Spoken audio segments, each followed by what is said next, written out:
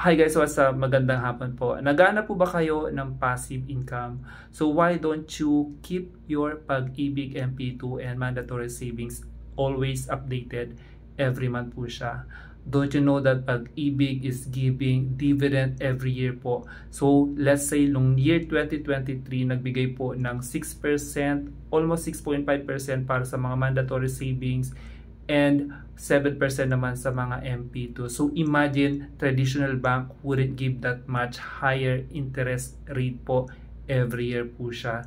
So that's why if you have an extra money po, pwede kayo mag-save sa Pag-ibig MP2 and as well as Pag-ibig mandatory savings na tinatawag.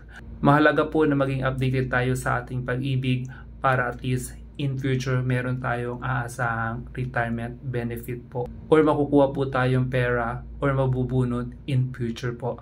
In this video po, we're going to use po GCash as a mode of payment para sa Pag-ibig savings at ng MP2 po.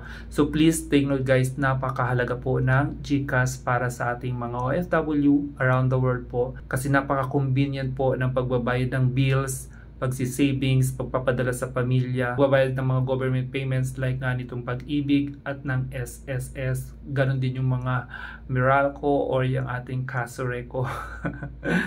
Ayun guys, napaka-importante talaga ng GCash. So before we proceed po, please don't forget po to follow and please share na din po.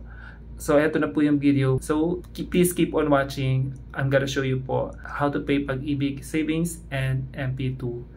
So please keep on watching. See you guys. Bye-bye. Hi guys, welcome back po. Open na po natin yung GCash. From here, i-click po natin yung upper right side na bills. And then lalabas po itong mga icons dito. Let's say click po natin yung government icons na yan. And then from here, i-search po natin yung Pag-ibig or i-type po natin yung Pag-ibig. And then plin po natin yung nasa unahan. And then i-type lang po natin yung amount, let's say 500. And then yung type, member contribution. And then i-paste natin yung account number. Of course, yung period, let's say July.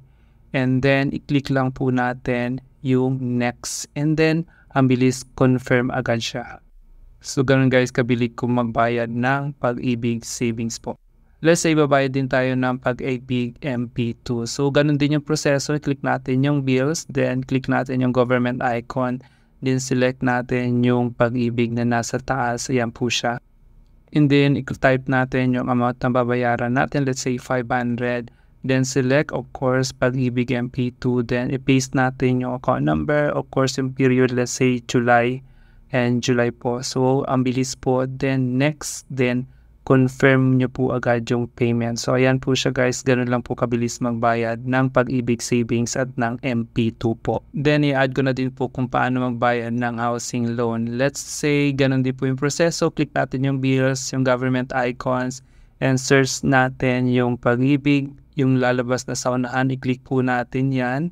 Ayan siya guys. And then, of course, after that, i-enter po natin yung amount na babayaran natin sa housing loan. Ayan. And then type, of course, housing loan. And then yung month period, of course, i-paste natin yung account number natin na makikita sa statement of account or yung PRN number.